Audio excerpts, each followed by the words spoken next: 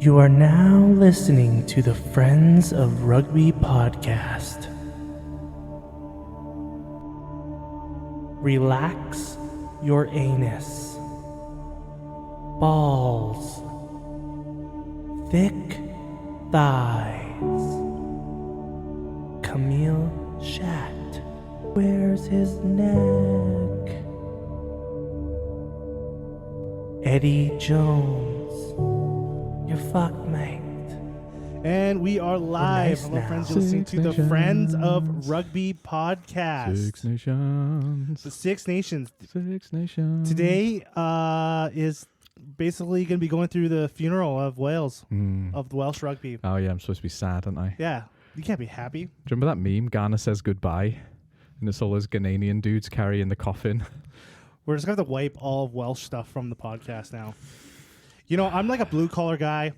I get Yeah. names wrong. I get Yeah. facts wrong. Yeah. I slur when I talk. I say the wrong words when I'm meaning to say something else Yeah. all the time. But your Welshness is hurting this podcast. You're just like the That's- English, trying to erase our history and culture. That's what I'm going to Get do. away. I got to erase the history from this podcast. Jeez. Many have tried. That's what's really going on here. Many have tried. How are you doing, Frank? I was in a good mood. Like, well, I'm all right. I'm all right. I'm kind of like, when Neo realizes that nothing is real and he can catch bullets out of the air. I'm enlightened. I'm above it all now. I just see things for the unnecessary things that they are. Like, I think your saving grace here is that, you know how there's people that there's no are... saving grace. There's none. There's people We're that done. are, like people that call themselves rugby fans, but they're really like, oh, this guy's just a Springboks fan. He's not really a rugby fan. Just the international people. Or he's just a Yeah. Welsh fan. Like, you're just a Welsh... Like, you're a rugby fan. I am a rugby fan. So there's other things to make you happy. There's other It's- things to warm your heart. And actually, didn't I seem in a good mood about 30 seconds ago when we were talking about rugby and stuff? Yeah, Yeah. you did. Because I do get excited. It's hard, though. It is hard. It is hard right now. I'm really digging deep into the rugby bank of nerdery to keep me going because this was supposed to be the True Blue weekend. It wasn't the truth. It was all the True Blue teams are going to win. Fucking They didn't. said all the bad guys won this week. They did. All the bad guys won all the weekend, and one of the bad guys was one of the True Blue teams. But now Italy are the bad guys. So anyway, we'll get into all that, I suppose. How do you? We're finished the second weekend of Six Nations. Yeah. Oh, hello. I Footsie. thought that was the dog. That's your Yeah, foot. Yeah. We're in the second weekend of. And you're flirting me with your feet in the second week. Yeah, Buy me a drink first. I thought I was rubbing the dog's paw. Okay. I could keep rubbing your foot. We can play footsie still. If you No, it's okay. But what was I saying? Second week of Six Nations. Yeah. How do you feel so far about it? It's with About generally. yeah. Generally. How do you think this year is going? I think England winning is a big deal because there was a danger of going back to the 90s where it was just England and France, and now there was a feeling that it was going to be France and Ireland just chucking the trophy back and forth for a few years. Mm-hmm. So I think England winning, England have sort of become a giant slayer recently, haven't they? Like they've stopped France having a Grand Slam. Last year they stopped Ireland getting a Grand Slam. Mm-hmm. They're becoming sort of giant They're killers. party poopers. They're party poopers. I was saying They in a are more glamorous way. They're professional party poopers. Yeah, they are. They're coming in, everyone's having a great Yeah. time. Like, yeah, here we go. And then England comes in like, fuck it. And then they punch a hole in the wall and take a shit in it. Yeah. Like, oh, what the fuck? Seriously, though, like England have made the competition fun because it's wide open now. Now that game, I mean, it is a bit sad because that game, France and Ireland, could have been a Grand Slam decider. And it'll still be a good game. But I think we've got to have some turbulence. We've got to have some unpredictability. There's a danger of Six Nations becoming Ireland are the predictable. only team that can get a Grand Slam. They are. And that's the thing, though. I think a lot of people would say if France played Ireland in France, which they're not, Mm-hmm. then whoever was playing that home game, I think, would have won. But I think Ireland probably win the Grand Slam now. But then France are going to be really angry and vengeful. So we'll get into that game in more detail, I'm sure. For me, thanks for asking. I by the was way. going to. Calm your tits. I feel like every team besides Ireland have their backs against the wall. Every team needs to win this competition this year, right? Every team has like the expectations to win this tournament. Yeah. And I kind of want them all to win the tournament. Do you know that happened once? I assume that like on a shared points kind of thing. No, every team won a game, and it was everyone had exactly this. This was before the days of points difference, so everyone won. Everyone got a participation medal. Yeah, because I could see that happening. Yeah. I just like everyone like France. They need to like France are up against the wall. Like they need to be doing better than they are. There's pressure on Galtier now. Scotland need to win a Six Nations. They need to beat Ireland. Yeah. That's their litmus test. It doesn't even matter. They just need to win a Six Nations. I think beating Ireland comes before winning a Six Nations. Yeah, but yeah, they do. Like they need it. Italy need to win a Six Nations. Italy need to win 2 games in this tournament. They need to maintain their form. They do. Right. They really do. They have to take a big scalp. They do. And Wales aren't a big scalp this year, are they? We're not. Wales need a win. Yeah. Like everyone needs for something. England need to win at like everyone's backs up against the wall. Except Ireland. Except for Ireland. Ireland could lose a Six Nations and it would be kind of like, fuck. It's kind of nice in a way because if Ireland was shit this year, there's no pressure on Andy Farrell. I wasn't there. That was Simon Easterby. He's got a fall guy. It's the perfect situation for him. It really is the year where they have the least on the line. Yeah. Yeah. Because their head coach is gone. Yeah. Yeah. And their squad is... I would have taken that... I would have taken that as an excuse to lose a few games. To experiment a little bit more. Yeah. You know what, Easterby, you don't have anything to lose here. Yeah. But you know what? When I say that, I'm undervaluing the true passion behind the fans of this. Like Ireland have really high standards now, and that's how you win World Cups. Is you have high standards, right? So they need to have that South African New Zealand attitude of every single fucking game we go for the jugular. Yeah. And they're doing that. And good for them. But yeah, to say there's no pressure on Simon Easterby doesn't do him credit or the Irish setup credit. They deserve credit for their high standards, right? There should be pressure on everyone. I do think we'll get into this game when we get to the game. I do think them like persistently starting Sam Prendergast is part of that. It's an experiment. It's more of an experiment rather than a steady. Let's just give this guy. We got really nothing to lose this year. Let's give this guy as much experience as possible. Let's throw him into the weeds. That's actually a good point. And I think if they were going to... Did you just make a Sam Prendergast point I agree with? Yeah. Fucking hell. And I think if All Blacks are coming into town or the Springboks for a one-off, they wouldn't start him. They would put Crowley in. Probably.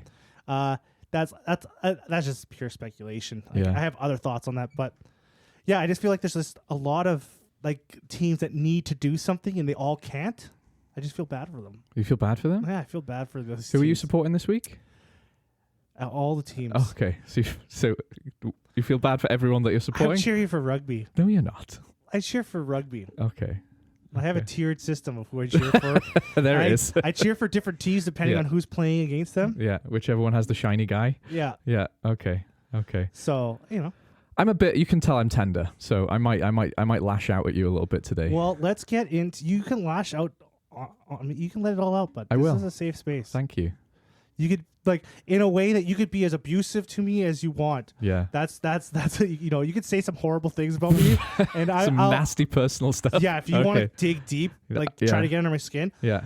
Right now, you're allowed to do that. I'll let you do that because I know how you're going through. You're a hard guy to wind up as well. I like to think I am as well. Like we've both got pretty thick skins, haven't we? Yeah. The problem is we like a laugh at our own expense. Yes. The problem is that I don't realize other people are like that. Yeah, me too. So I'll say some shit. Yeah. Not thinking that it's offensive or anything. Yeah, and I'll crush some souls. Yeah. And then I'm like, oh shit, like that wasn't that right. That wasn't a good joke at all. Yeah. No, me too. Right? Because I'd be like, oh, I'd be perfect with that. Like, yeah. So, but we can be horrible as fuck to each other today. Is that what you're saying? Yes. Yeah. I'm not going to now because I've got oppositional defiance disorder and I don't want to do what you tell me to do. I'll text you really nice to you. A list of recently dead relatives, and you can even like jab it. Oh hell yeah! Okay, now we're talking. Yeah. All right, we'll get into as it. Deep as you want. Let's talk about the first game of the weekend. Let's just get this out of the way. Fuck! Don't say it like that. You've hurt my feelings straight away. I'm trying to get it out the way. I'm trying to make it as least painful as possible for you. Okay. All right. You get all this passion, and you'll build up the passion for the rest of the podcast. Wales, Italy, 22-15. That is a rough sound. It looks like it was almost a tight game. It wasn't, though, was it? No. We both know it was not a close game. I've never seen as bad a performance from Wales. Ever. I want to say about this. Yeah, I agree with you. Yeah. There was just nothing there for them. No attack. They looked worse than last game. Italy were like playing with their food a bit as well. Mm-hmm. Like there were times where they were just managing the game so confidently. I found this is the weekend of missed opportunities. Yeah, Italy could have. Like a lot of teams had a lot of chances to like put the game to bed, eh? Put the game to bed, and they didn't. They would fuck it up. Yeah. Like, and with greater consequences for the France-England game. Yes, exactly. Definitely. Right? Yeah. So like Italy, they made a lot of mistakes, and this scoreline should have been higher. It should have been. Italy could have been 2 tries higher than that. Definitely. Yeah. And it was almost like from minute one, that first Italian penalty wasn't far into the game. And as soon as they kicked it through, you could tell they were there to manage the scoreboard. And what really got my goat about this is it was pissing it down. The conditions were shit. Italy knew how to deal with the rain better than the Welsh team. Italy knew how to deal with bad conditions better than the guys who come from we were born in the rain. They were already adults before they'd seen their first fucking shower. Like what, fucking hell. Like if you're even ruined my funny Batman reference. That's how angry I am. Well, you're looking at the stats for this game. Yeah. Like Italy is just all over it. The game management was very calm, wasn't it? It was. Balotelli had the most carries in this game, 13 carries. Yeah, and he didn't even play. I was forgetting he was. I was sometimes forgetting he was on the field. He did okay, considering he played like 2 games of rugby in about a year. He did okay. Aaron Wainwright, when he came on, was really impressive. Jack Morgan's stats really good. That's about it, though. I thought actually your lock of the year. Do you remember who's your lock of the year, Steve? Don't even remember his name, do you? Yeah, I do. Yeah, what's it called? Teddy Williams. William Webb Ellis Trophy. Reese Jones. Williams. Something like that. Yeah. Alan Reese Jones. Alan Reese Jones, Teddy Williams. Yeah, that's right. Anyway, he had a good game. Yeah. He had a good game. He's good. I told you. I believed you. He's just not the best lock in the world.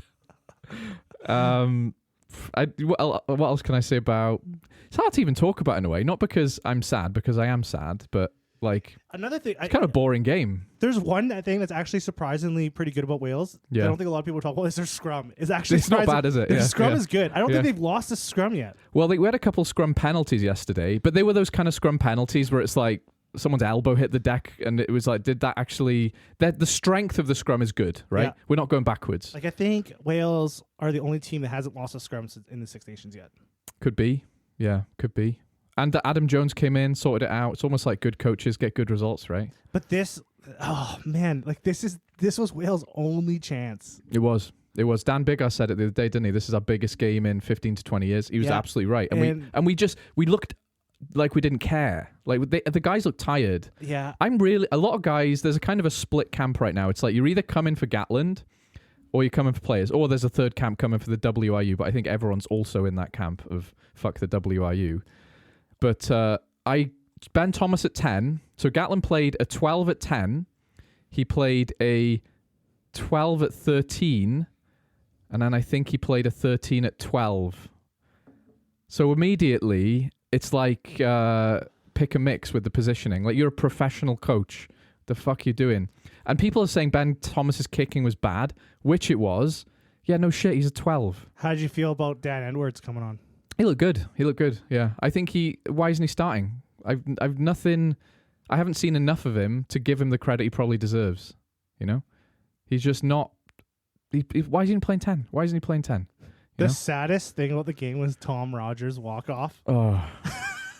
He's good as well. It's just like, he just looked so defeated when he was leaving the field. Yeah. Just like, what's the fucking point? Oh my gosh. Like, his walk of shame. I've never seen a walk of shame out of a game like that before. Yeah. He might as well have been holding a pair of high heels in his hands, barefoot, walking. Yeah. Mascara running down his face. I was just like, what the fuck? And he had Blair Murray at fullback and Tom Rogers on the wing. Tom Rogers has played more time at fullback and is a good fullback. He's a good winger. Like, it's like he's holding us hostage. It's like Gatland is holding us hostage. Every week I get up and I go, remember all the good times we had.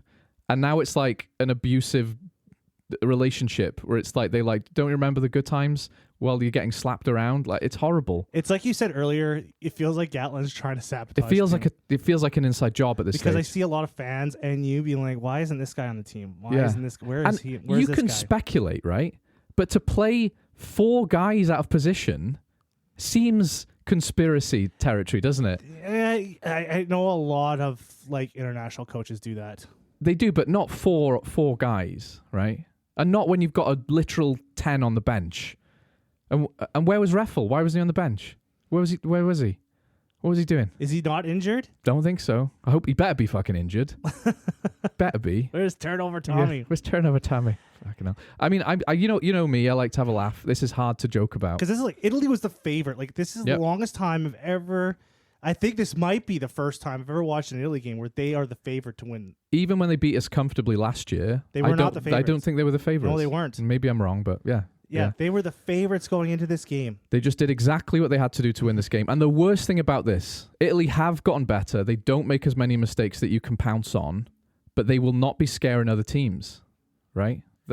They've lost to Scotland. They are not gonna beat England, Ireland, or France. They're still not that good. They're good, but we are the bad team now. We are Italy. It's something that they need to. They need to take another scalp in this tournament. Yeah, they do. They have to. They can't just beat Wales and then call that a success. No. I think they'll be ambitious enough to want to do that. Beating Wales right now in the position that whole union is in. Yeah, that's not a victory. It's not, is it? No. It's just like you can't claim that as like a battle-hardened win. Doesn't feel like a step forward, does it? No. It just feels they did a good job, but yeah, like you don't learn anything about rugby watching this game. Yeah, and you don't want to sound disrespectful to Italy, do you? Because they are better. Mm-hmm. Their centre partnership's really good. They've got some really good... Cannoni at 8, he was class. They've got some really good on-field leaders like Lamaro's class. So they genuinely have a good team, but I don't see them threatening other teams right now. Keep building, though. But, yeah. I don't... Yeah, they need... Like I said, they need to take another scalp. They do. Or even if they go to the brink with another team, I would call that a win. France usually has a wobble, but they had that this weekend. They did. They had their wobble. Yeah. Maybe Italy will give England a good run for their money. I hope so. That'd be pretty cool. I want the True Blues to win. The True Blues? The True Blue Trio. You just called them the villains earlier. Yeah, they can be both. They can be villains and the True Blues. I don't think True Blue is a neutral term. Fucking care back to about Wales. Like they're stuck in a bad place. We're just shit. Yeah, they're literally being held hostage by their coach. We are. Yeah, it feels that way. Gatlin's he's like, I'm not going anywhere. Yeah, that was the sad thing yesterday because there was so much writing on the wall about that's the game. Because remember when Pivac got fired, like he beat South Africa in South Africa, he won a Six Nations, looking good. Our defense wasn't as good, but he was scoring tries. We scored so many tries into Pivac. Then he lost to Italy and Georgia, and he got fired because as the Welsh, we expect better. We are a tier 1, historically very good rugby nation. But not anymore. But Gatland... he gets away with everything. He could murder someone in training, you know? He could do a press conference naked with a swastika on his forehead and people like, give him a couple more weeks, guys. Because do you know what? We can't afford to fire him. We cannot afford to fire him. Yeah, he must have like some just super lockdown contract. He does, yeah. We're just the reality is we're too poor to get rid of him. And he's just sat there going, I think I'm going to play Tommy Reffel prop. I think it's going to be fun. I think he's going to enjoy it. It really does. Yeah. It's hard to argue that he just doesn't give a fuck anymore. Right, yeah. He's like, whatever. Yeah. This is what I got. This is what's going to play. And like, I don't think he's enjoying this. But because he sat there struggling to breathe in the press conference, saying things that are just generic defensive statements, right? Like, Who would you want in the coaching spot? First thing I'm going to say, and I'm not being dramatic, it's better to have nobody than him right now. It is. Look, that worked for Munster. They did him fine without a coach for a little bit. All right, we're replacing Gatlin with this PlayStation 5. Look at the lights. Look at it shine. We got this 12-year-old kid named Tom. But he's really good at rugby 2022. Yeah. How can you bring in Rob Howley and then say that our attack has improved? How can you say that?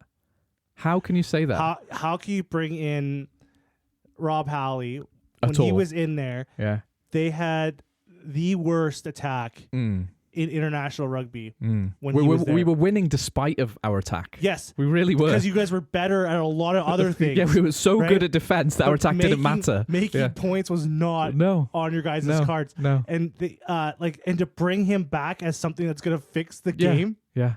It's bizarre, isn't it? Like you need some you should be bringing in someone that has an ambition to make it the best. Yeah. Right? Yeah. Not going back to what it was like fucking 8 years ago. Yeah, when it wasn't good anyway. No. Yeah. It's bizarre. It's just fucking crazy. I know. It's crazy, isn't it? It really is. Yeah. Kingsley Jones is coming into the Welsh squad. Looks that way. Yeah. Yeah, looks. I'm not surprised. I won't be surprised anymore. Who's the old coach from the Dragons they just released? Di Flanagan. He's coming into the Welsh squad. I genuinely take Di Flanagan over Gatland right now. He's a nice guy. He loves his guys. Like, he's not a bad... It's hard to say he's not a bad coach. He doesn't win a lot. Who's the coach that's leaving? He's leaving the Scarlets? No one's leaving the Scarlets. Ospreys? Oh, Toby Booth. Toby Booth. Would take Toby Booth in a heartbeat. Where is he going? I think he's going to go to Munster. You think Toby Booth? I think he's going to Munster, yeah. Because that's my gut feeling. I was like, what? This guy has been turning this team around. Yeah, he has. He's a real culture guy as well. Yeah, legit. Yeah. Oh man. Or they're grooming him for the Wales squad position, which would be really nice. We need some good news. Okay, another thing I want to say about this game. Mm-hmm. We did kind of get screwed early on, and this actually happened in that Scotland game. Teams that get a lot of injuries early, it seems to rattle them when they're low on confidence, and they just can't get their game going, right? Mm-hmm. So we lost a couple of key guys pretty early on again, and Liam Williams and Dav Jenkins pulled out last minute. We just have no fucking luck as well as being terrible. So I think that was a factor. That's maybe a 5% excuse I'll give them, Yeah, it's just like... And then you're bringing players into a losing team that's coming from other losing teams. Yeah, yeah. How many games has Aaron Wainwright, our best player, won recently? Yeah, right. Yeah, who knows? Yeah. Rest in peace, Wales. Yeah, whatever. All right, let's talk about some real rugby nations. Let's go. Let's go to the game of the weekend. Fuck's sake. England, France. The second true blue team didn't win. Yeah. Fuck's sakes. Yeah. If you're a French fan, well, you must be just boiling. Your blood has to be fucking boiling. Right. I ate my words so hard in this game. I was like, it was close to the end of the game, and France are going to close this one out. It's their game. Yeah. And England bring on Elliot Daly, and I literally said, the Swiss Army knife of English rugby. I'm like, oh, thank God they're bringing out Elliot Daly. He fucking sucks. Yeah. And then a couple minutes later, he scores the winning try. He does. Right after I said that, I was like, oh, fuck. I just ate my words. I know. I had 100 socks, shoes, T-shirts just shoved in my mouth. Everything. I was like, holy fuck. Yeah. So truth be told, as you know, I left to go to that class about 65 minutes in, didn't I? France I think they were 8 points up, something like that. And I thought, okay, they got this. Mm-hmm. Penaud finally starting to fire. Because me and you watching that game at the start, I think there were 3 knock-ons by France in times where all they had to do was catch the ball and to try. Yeah, that was 4 times. There was 4 times. There was 3 in the first half. Yeah. And then there was 1 or 2 in the second half. There was was at least 4 or 3 or 4 tries, definitely. Yeah. That were left on the table because of bad handling. And it didn't eat. So the first one, you think, France are looking good. They're not going to worry about that. Just a little mistake, no big deal. Second one happens. France is still looking good. No big deal. They just iron out the nerves a bit. Third one, and England have scored at this point. You think, okay, this is a bit of a... France need to fucking wake up a bit because they still look dominant. Mm-hmm. And then I think maybe if there was a fourth one, that sort of time I started to feel like, hang on a minute, is this going to be a close fucking game? But then Penaud finally scored a try. They get a bit of light, and I go, it's good now. I'm going to the gym. The True Blues are back. And then I finished my workout class, and I look at my phone. Elliot Daly scores the winning try. England 26. What the fuck? Tell me what happened. There was people that's all over the park having bad games. Yeah. The media is all over DuPont right now. Really? Oh, yeah. Oh, yeah. And he kind of, he's one of those players that's so good. If he even, sniffs at having an off game, they just gonna pounce crucify on him. like a bunch of fucking hyenas on Very French, an though. injured animal. Yeah. Yeah. They're all, but like Thomas Ramos, like he had kind of a bit of a shocker. He did. Uncharacteristic kick misses, yeah. Uncharacteristic kick misses. Yeah. He even missed some tackles. Yeah, he did. He like fumbled some high balls. Like, Yeah. he was just As good as he is, he's not always the best sick? tackler. Is he like? Yeah, he could have been. I was Yeah. like, there's something wrong. Like he has AIDS. Because like there's no other explanation. Like something has to be wrong with I think him. it's somewhere in between having AIDS and having an off day. Somewhere in between there is the real reason. It was so like weird. Yeah. I was just like, who the fuck? Like, who is this guy? Like, Yeah. what happened? But tell me about pump up England a bit, because when I left, France looked in control finally, and then they put Elliot Daly. Tell me what happened. I missed this it. whole game was France. You think so? Yeah, the whole game was France. Yeah. Just pounding at the door. Yeah. England has some good defense. They do have very good defense. Yeah, whatever their new defense coach is doing, it's working. Joey El Abd. Yeah, he's actually like, he's having some results because they were like just valiant. Who like the fuck is Felix Jones, eh? Yeah, they just fucking blocked the door. Yeah. Right? They did get England did get lucky because this should have been like a 40-25 game. Yes. 45, maybe 50 points. If some of those tries in the first half, a lot of shoulda, woulda, couldas there. Yeah. But definitely, I felt like France could have put that game to bed Because early. the only thing stopping those tries was just bad hands. Yeah. Right? Otherwise, they were gone. Yeah. And just a lot. I think it was Malvaca and Penaud, a couple of knock-ons so France early on. really did, like, even though like this is a big win for England, like France gave them a helping hand. Yeah. They really helped England with this. And then like England just had like a comeback from the dead. That's what I want to know about. That Like, last sort of 10, 15 minutes, what happened? Like, what was the It feeling? was, you know that scene in the Bible where Jesus comes out of the cave? Yeah, remember it. Yeah. Really intense scene there. Yeah. That's what's happened to England. They just like fucking just came Fucking alive. Lazarus'd it. Yeah, they out just of the had grave. they just ignited with passion. They just fucking turned into a completely different team. Yeah.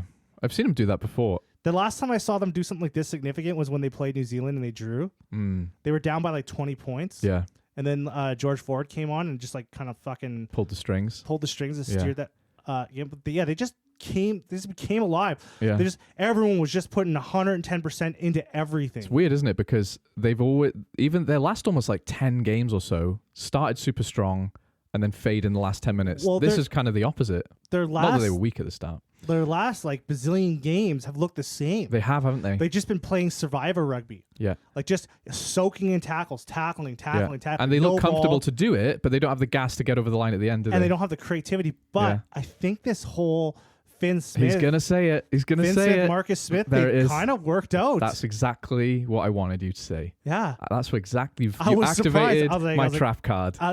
Yeah, you did. I was going to go there. Yeah. It worked. It worked.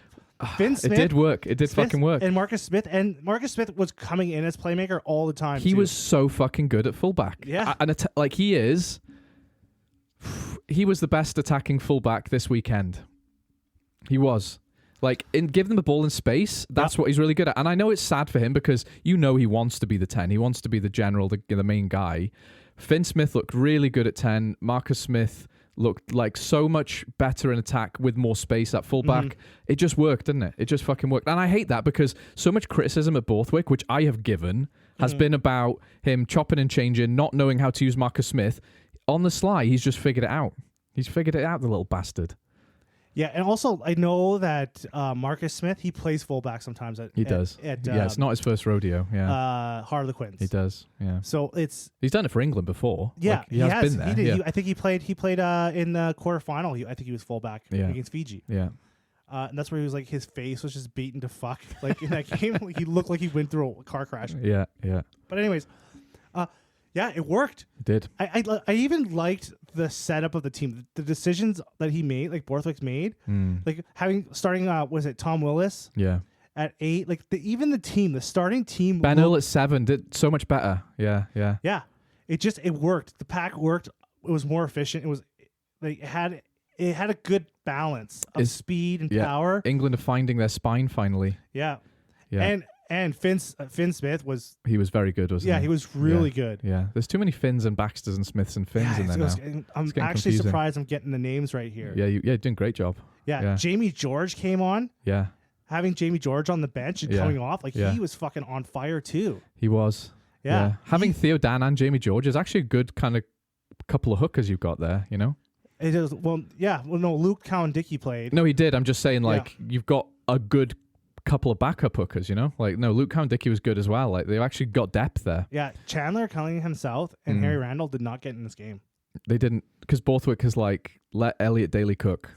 Elliot Daly cook. Get Elliot Daly. When they brought him on, I was like, oh, this game's for sure He's done. the English Willie LaRue.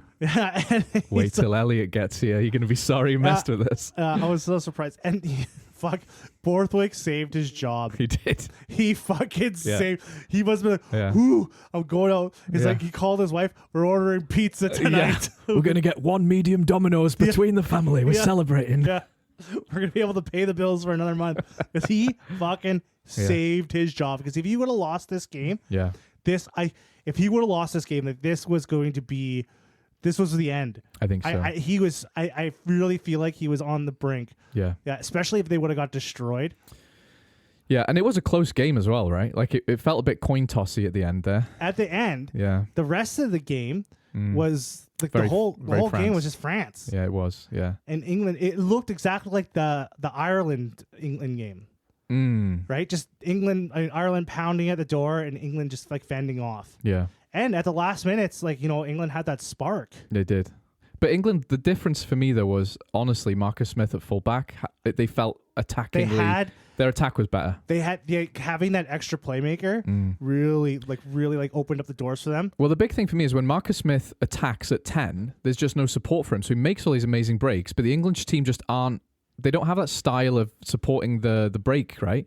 Now Marcus Smith has more time. People can see it's happening. His support lines are better. He doesn't get turned over. He doesn't get isolated. So he can do his thing with support and momentum now. And it's just such a big difference for such a seemingly small change, you know? It also splits the defense. It does. Because now you have to watch Finn Smith. Who is an attacking 10, actually. Yes, and you have to like worry about Marcus Smith. So and so they can go from both sides of the field. It's just Smiths everywhere. Yeah, there's just Smiths all over Popping the place. Up all over the place, yeah. Yeah, there's like bukkake of Smiths like all over the and when you French finally dealt with the Smith and Elliot Daly sneaks up behind you. You thought we were done. It's Daly time. Zip. Why did you do that? But it was good on Borthwick for saving his job. Are we saying England won it or France lost it? I'm gonna say in this case, I think you can. I want to say. Who do you want to piss off, French people or English people?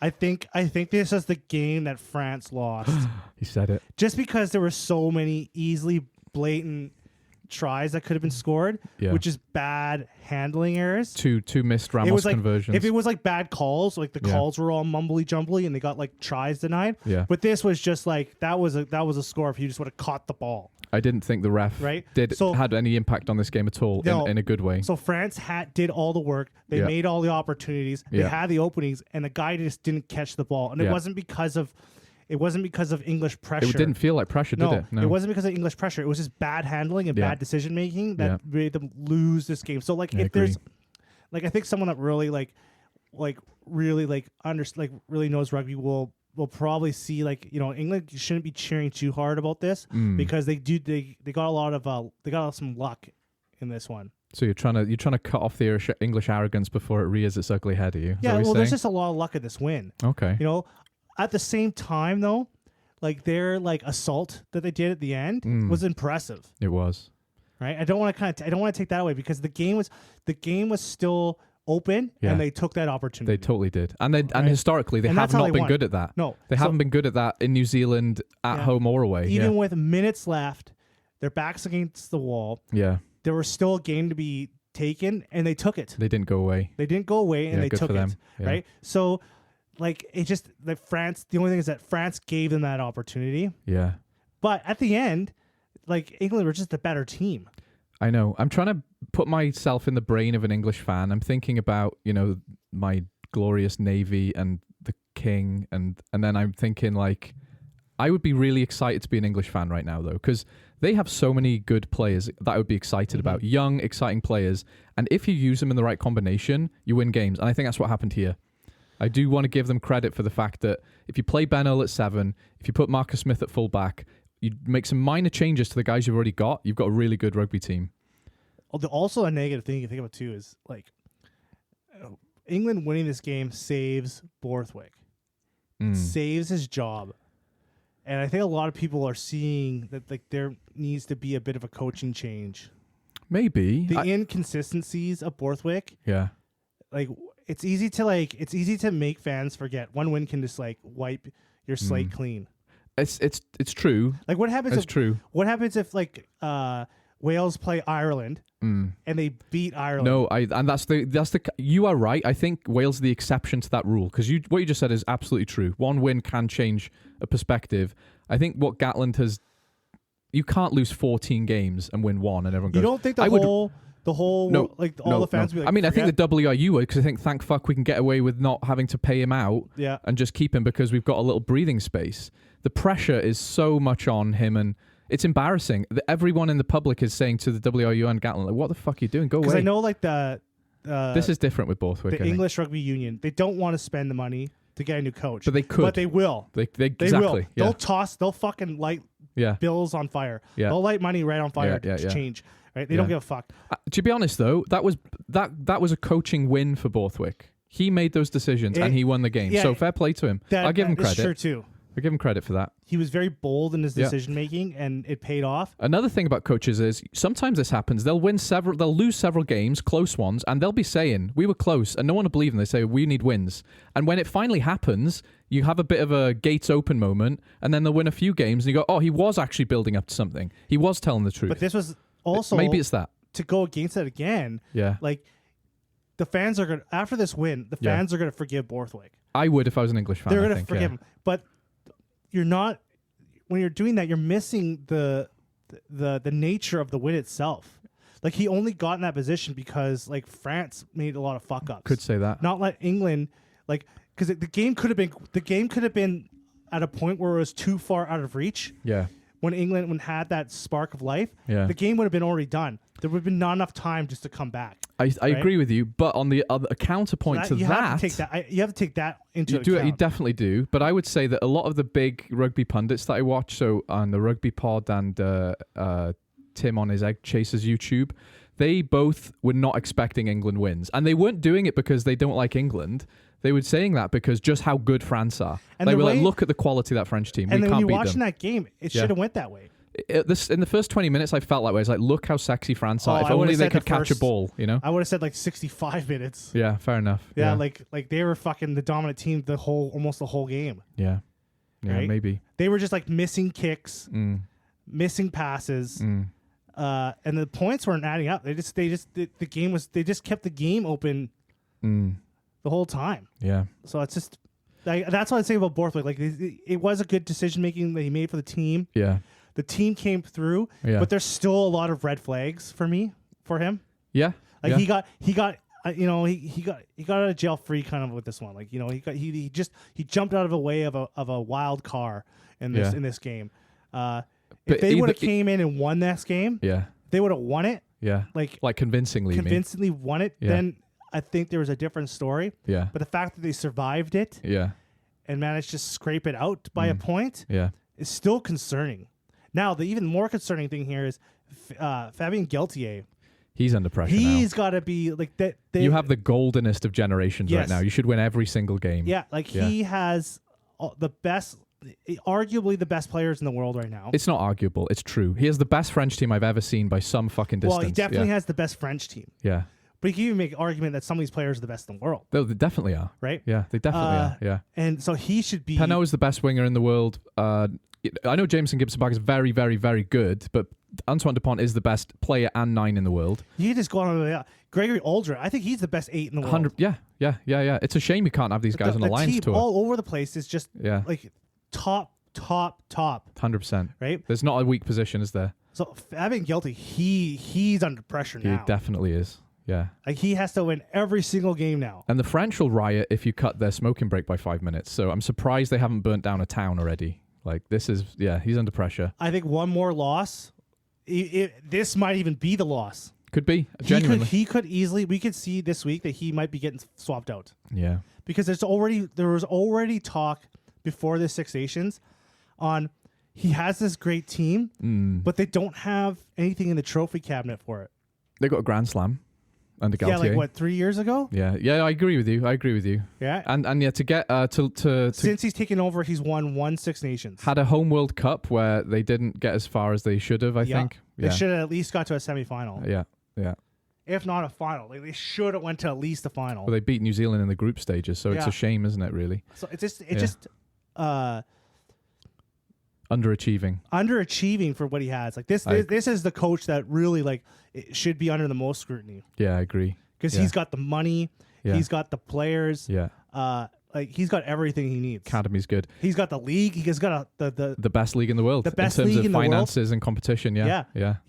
All the best players in the world are playing in this league. Yeah. Like he's got everything in his fingertips. He does.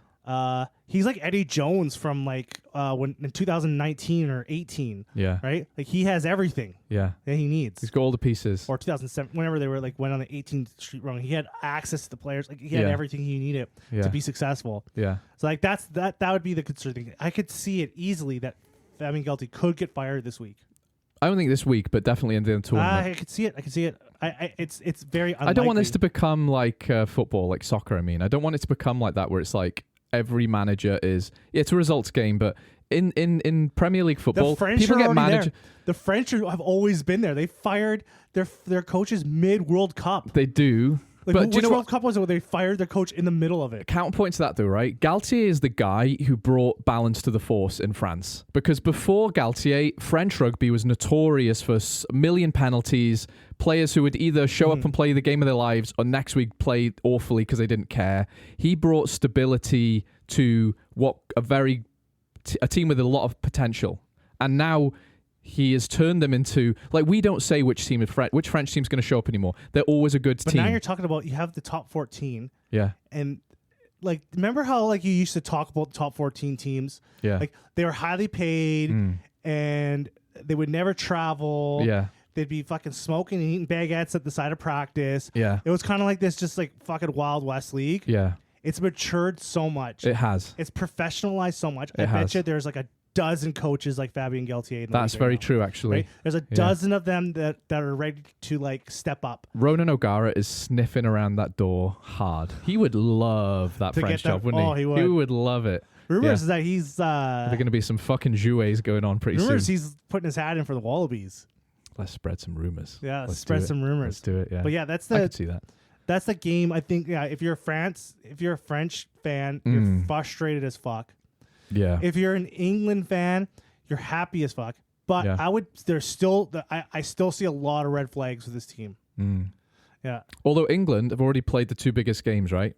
Yes. So if Ireland lose a game potentially against France, then England could still win this tournament. You know, England could still win this tournament. Yeah, it's possible. Because now they got the two hardest teams out of the way. Yeah. And they lost 1-1, which was the best result. And I can see them beating both of them. But I know what Scotland do. Like as soon as Scotland play England, it's a different situation. And even Wales, even as shit as we are, we will be a bit better. We'll still lose to England, I've no doubt. But I think we'll show up for that game just because it's England. So they've got two testing games where they're unfairly targeted by little annoying Celts. But they're easier games, you'd have to say, on paper than the two they've already done. That's true. They do have a very good chance of winning this tournament. Much depends on if France can beat Ireland in Dublin, which is a big ask now. Yeah. So they got Ireland, they got Italy, Wales, and France left. Yeah, France is going to be standing in the way because I guarantee they'll beat Italy and Wales. Ireland. You think Ireland are going to beat Italy in Wales? No, Italy and Wales. Okay. Yeah, I agree. 100%. You didn't hear about that special game? Why not? Fuck, nothing surprises me. Yeah, whatever. But yeah, that's all I say. There's still red flags for England, but they could win. They could win the Six Nations. Yeah, they could. Now. Yeah. But yeah, and then France. Yeah. I'd be fucking pissed. I would. Yeah. Yeah, I agree. Yeah, they deserve to win everything forever now with those guys. You deserve to have it all. Yeah. You deserve to have everything you've ever dreamed of. Let's talk about the last game of the weekend that we just finished watching. Fresh off the back of it. Ireland. Wait. No. Wait. Spoilers. because it just happened. Yeah. Say the thing. Now do it. Oh, Ireland 32, Scotland 18. Look at that. If this wasn't the most I could have told you this fucking would happen game ever, fucking hell. Scotland. Fucking flower of nothing. The flower of fucking... This team collapsed. It's so hard to... Because I often find myself... Like, Scotland have Wales vibes and they're plucky underdogs, they're Celts. They're very easy for me to support. They're very easy for me to be my second team in the Six Nations, right? Mm-hmm.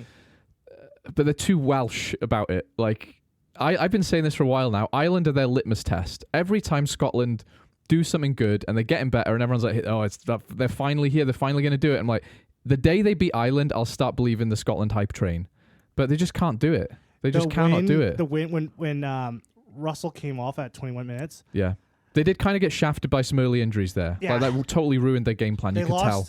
They lost Darcy Graham. And Finn Russell. I hope he's okay. Yeah, he's looked a bit messed up. Yeah. And Finn Russell, like, at 20 minutes into the game. And it clearly ruined their game plan, didn't it? Yeah, it kind of threw everything right out the door. Their discipline was shocking. And Ireland, weirdly, knew how to give away penalties. Like, there was some strategic penalty giving there. They are playing... They're playing 4D chess with Scotland then. There's something going on in World Rugby. Like, Ireland are playing a game a lot more like New Zealand. Where they just cheat for the sake of it. Because they just know how to cheat good, don't they? And all the best teams do. The best teams do. Yeah, they know when to take penalties. Yeah. They don't... it almost feels like they're not keeping possession of the ball anymore. Like, they only had 42% of possession. Yeah. And that's strange for Ireland because they like possession, don't they? And they're good at keeping hold of the ball. They're putting more... Because they used to, like... there's a shift going on here. Like Ireland's doing this thing where they're putting more importance on their defense. Yeah. Because they have more confidence in their attack. Yeah. Where they're just not holding the ball at all anymore. Because they used to be like, okay, we need to have this ball because if New Zealand get it, they'll score. Yeah. Right? So we have to hold on to this ball more. And I think what's happening is... They're starting to let go. They're just starting to let go. They're starting to trust their defense. They're starting to trust their counter-attack. And what I'm seeing a shift here is, which I thought was really smart by Scott Robertson. When you're watching... last time Robertson. I'm switching this up here. Okay. When I was watching the All Blacks play, last time I was watching the play, I was like, fuck, they're playing a lot like Ireland. Okay. Right? They are holding on to the ball. Oh. They're keeping possession of the ball a lot more. Because they don't want Ireland having it. Well, I think what was happening was that since these blitz defense came in, it kind of just destroyed New Zealand. Yeah. Like it destroyed the blitz defense kind of like opened the door. It was the secret to beating them, wasn't it? Right? Put them under lots of physical pressure, yeah. So what was happening was like New Zealand would play a game where they'd never had the ball. Yeah. They would just wait for it to come to them and then they'd create something. Fancy counterattack, yeah. But when they got it, the moments that they did have it, this blitz defense would come at them. Yeah. Right? So what they're doing now is they're holding on to this ball as much as possible and wearing down the other team with this blitz defense. I see what you're saying. To reiterate, New Zealand would, on the counter, they'd have 2% possession. They'd get the ball, quickly fling it out to the wing. Like, they just go down the back line, get it to the winger. He'd do his thing.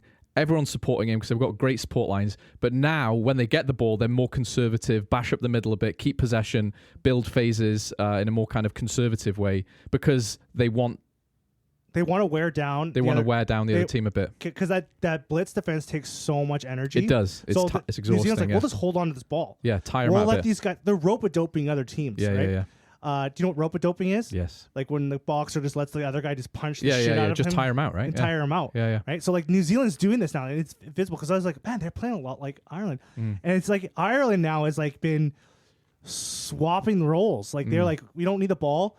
We'll just like when the ball gets to us, we'll make something happen. And I think it does feel like that. And since they're playing against, since they're in the Northern Hemisphere and they're playing against these rush defenses so much, they can they're learning how to manipulate it more. That's the thing. I think out of everything you just said, the big takeaway for me is just how much of an intelligent rugby team Ireland are. They're playing 4D chess with other teams, right?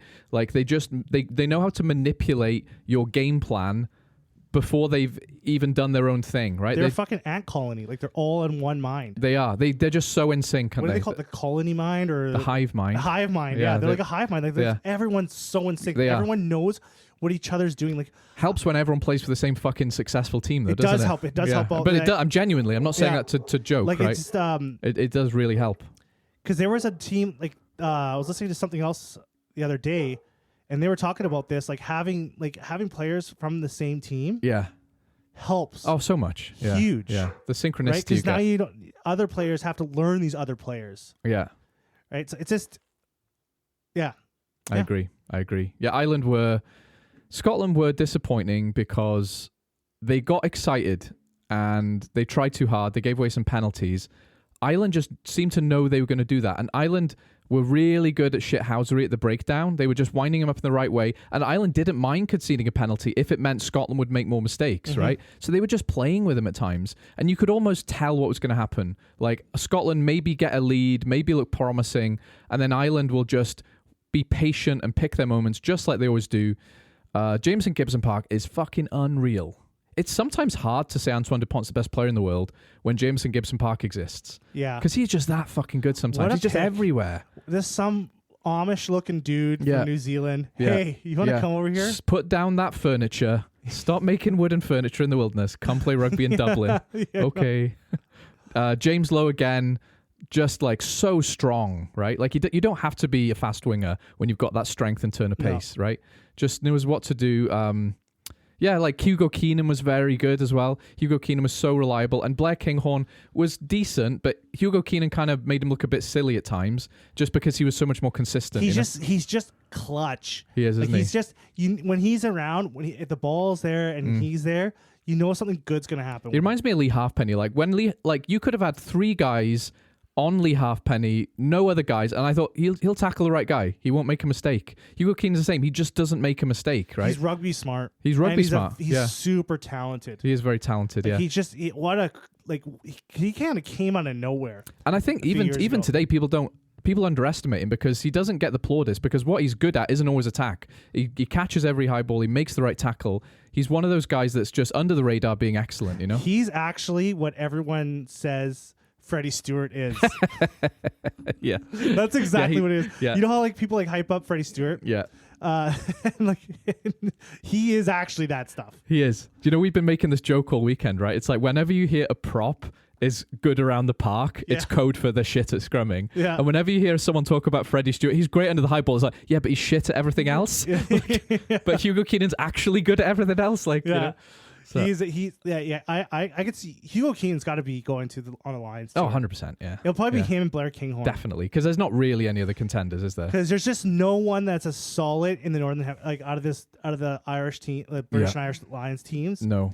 That is as solid in the back as Hugo Keenan. And do you know who I could also see going? And you might hate this, but Kieran Frawley, because he can play. If you're going to take 2 out-and-out fullbacks, I know Blair Kinghorn can play 10, but what the Lions tour is about versatility, isn't it? Yeah. So you need a versatile guy. He could definitely be on a Lions tour. Yeah. Elliot Daly, it's going to be in the Lions tour. Of course, yeah. I mean, to definitely be fair to him, he shows up when it counts, doesn't he? Yeah, he does. Like, if you want someone to kick from in your half to win the game, he's going to do it for you. Yeah. Fuck, he must feel like $1 million right now. I know. Yeah. But I kind of feel like the Scotland-Ireland game, I kind of feel like we were a little bit because of injuries. I thought we were a little bit robbed of a game. Yeah, those two early subs really made a difference too. Because Scotland, I know I'm down on them, but when they're firing, they're really firing. Duhan's try was excellent. The defense was actually good, right? We were talking about it. The defense was pretty solid in the first half anyway.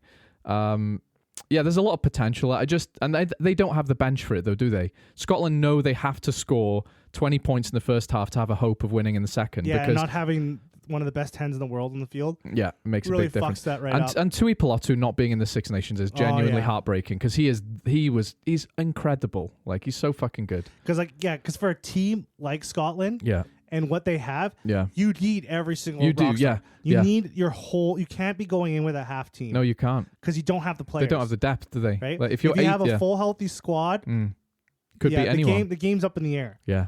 Yeah. Especially right now. But I just felt a little bit robbed of this game. Me too. It was disappointing by the end. Yeah, because their backs are already against the wall. But when the injuries started coming in, the yellow card, I was like, oh, they're fucking. And there was that whole narrative about some of the Irish media guys like, how dare you, arrogant Scotland? We're going to show you. And then by the time they get there, like Finn Russell and Darcy Graham get injured. And it's like, it's no fun now. Like the spice is gone. Yeah. So as a neutral, I felt a bit robbed. There's no scare. There's no hey, Ireland, you guys got to keep your head in the game. Like Scotland's here for this game. Totally. No. And guys like Jack Conan coming on, it was just like, we're playing cards. My deck's running low, and you whip out the fucking Blue Eyes White Dragon. It's like you got Jack Conan coming on, replacing a back row. Like you can't name any from Scotland that really stood out in this game. Doohan a bit. He was all right. Yeah. He also had the yellow card, though. They should have had a penalty try. Yeah, in my eyes. He was being a silly boy. That should have been a fucking penalty try. Yeah, I don't disagree, actually. He was being a silly boy. That was a weird call.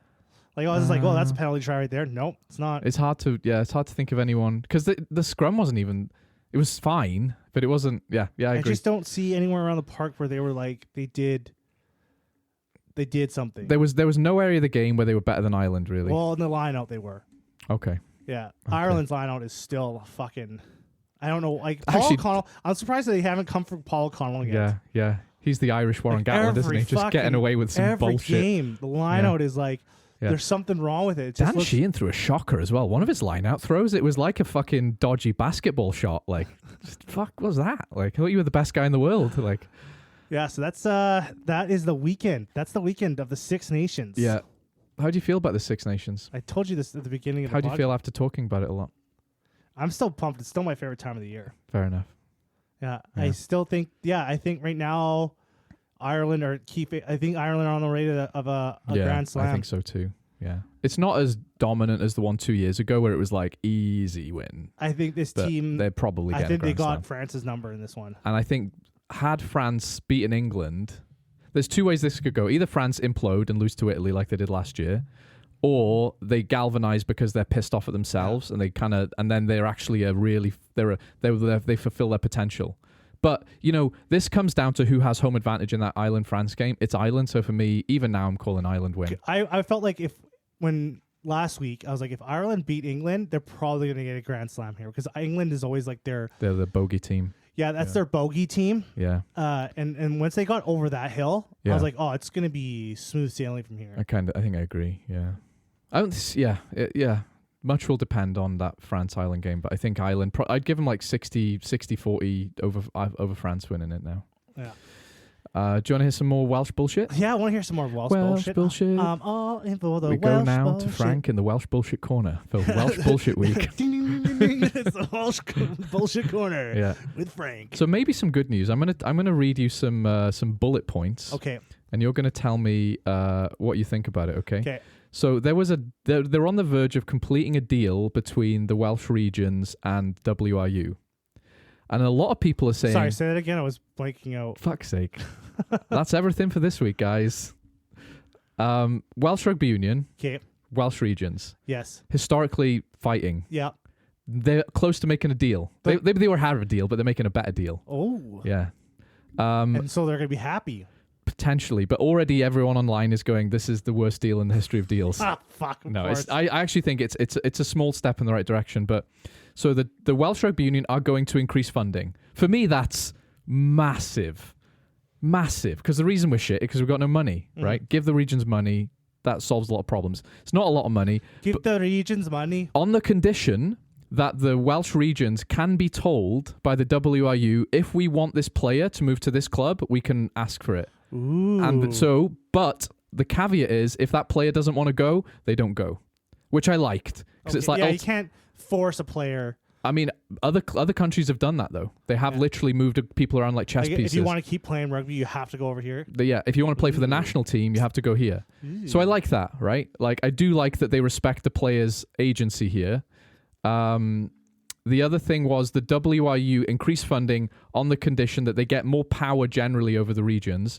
Significantly, they're also keeping 4 regions. I think if you're going to give these regions more money, you have to be more controlling. Yeah. You gotta supervise this money more. Yes. Yeah. Because here's $1 million. And like, well, we bought $1 million worth of benches. Which would be very Welsh rugby union, wouldn't it? Right. Yeah. What's the pathway for, if you're a Welsh boy, you're growing up in Wales, you're playing rugby, what is the pathway the typical professional rugby player takes? That's a really good question, because a lot of people will say, look at the Irish system, look how well they do, right? And they do.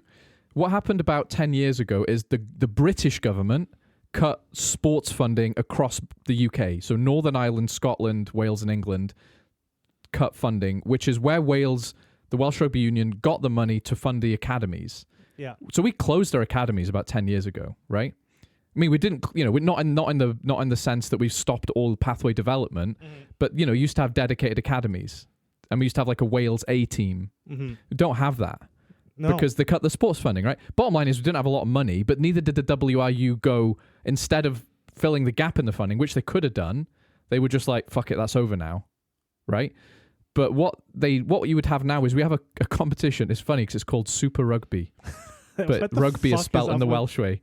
So we have like a tier. It's the tier below the regions, and it's kind of semi-professional. No, it's professional, I guess, right? 10 teams, and it's seen as a pathway development. And each of the regions has an academy, right? They'll have like their academy squad, but they're tiny comparatively, right? So if so a like guy, the Dragons, the Blues, right, the Ospreys, they all have an academy, right?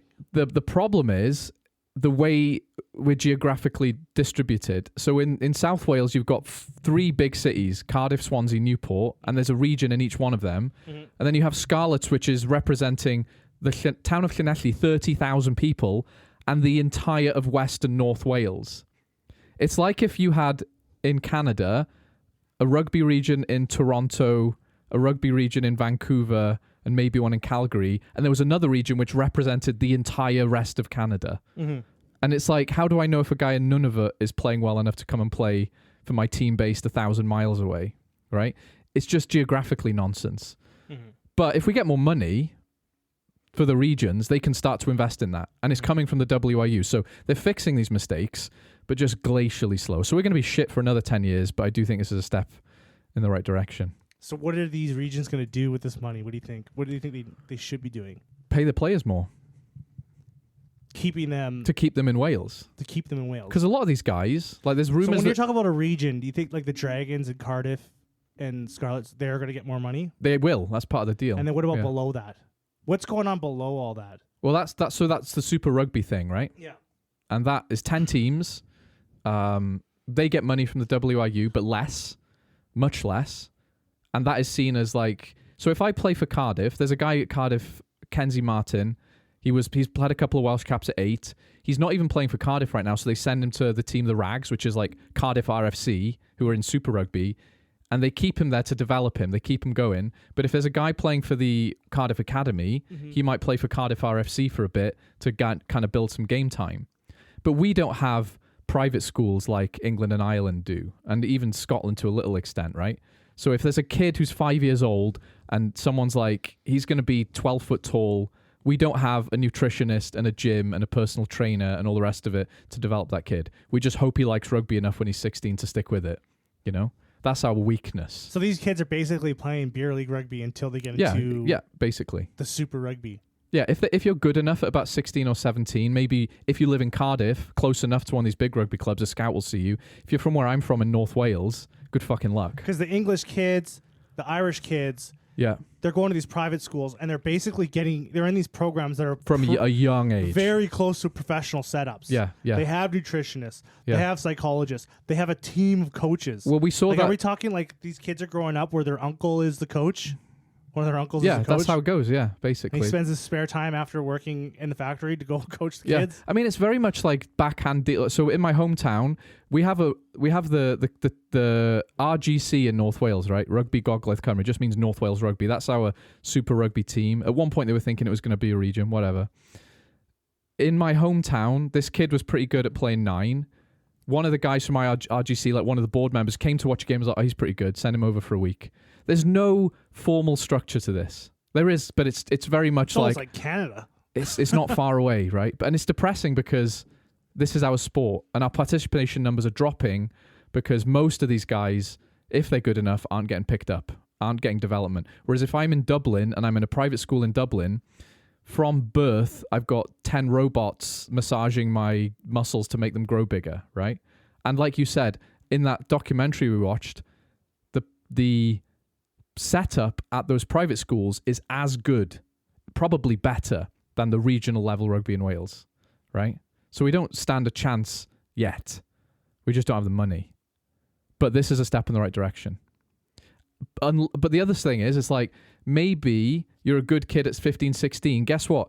That college in Gloucester's going to go, come play with us, sign this deal. If you sign this, you have to play for England at age grade. That happens a lot. I was telling you about that, right? So we're still, anyone who does fall through the gap, England are poaching them. It's so fucking shitty. Because they got more money, you know? It's such a fucking... I know, it's predatory, isn't it? Yeah. So then you got guys like Kepu Tuipulotu, some of Ife Waboso, never seen them again, you know? Fuckers. Well, they're probably looking in hindsight like, oh, thank God. Probably. And I don't blame them in that respect, right? It's just sad, isn't it? Because there's no pride in the jersey. So why are people saying that this is the worst deal ever? I think because they feel like the regions having less decision-making power is going to mean the WRU, who are a corrupt mess, putting their fingers in and going, Toby Booth, do something different. When Toby, you need some babysitting, boys. You do. We do. I agree. I think it's a good thing. Yeah. I think it's a good thing. It's just not enough for me, actually. Another thing I can think of right off the top of my head is the English Championship would probably benefit from the same thing. Yeah, and because that's a fucking mess too. It is a mess, and it's almost like they don't like it in England anymore, isn't it? They're just defunding it criminally. Yeah, yeah. They're going to be like trafficking drugs to fund it pretty soon. Like they just. Yeah. Yeah, exactly. But yeah, I don't know. I had a bit of a rant. That kind of. Oh, it was interesting. I wanted to hear. Good. I got some feelings out. Yep. I was sucked in. Good. To the Welsh drama. Good. I like some good old. If you Welsh like drama, it's going to be here for a fucking while. So, and I guess our under-20s beat Italy, so there's some good news for us. Yeah, in Italy. Don't think we've done that in a while. Well. Yeah. I think we talked about everything we wanted to talk about. Thank you for letting me be depressed. Yeah. In public. The Frank venting hour. Yeah. You didn't vent too much. No, I didn't, did I? I thought it was... No, you're really good and you're really informative. You did a really good job. I did? Thank you. Yeah. Appreciate that. Yeah. And we didn't even talk about Sam Prendergast. We didn't. Do you want to? No, I got my airtime. Do you want to talk about Sam Prendergast? We're good. Okay. We're good. Okay. Well, friends, like and share the podcast. You can email us at thefriendsofrugbypod@gmail.com. And find us. We're all over the place. So you just find us. Just Google us. We're over there. Just give us a Google. Read our entertaining AI description that AI has come up when you Google us. Yeah, I feel like we slandered Adam Jones a bit there. And have a good one, folks. Okay.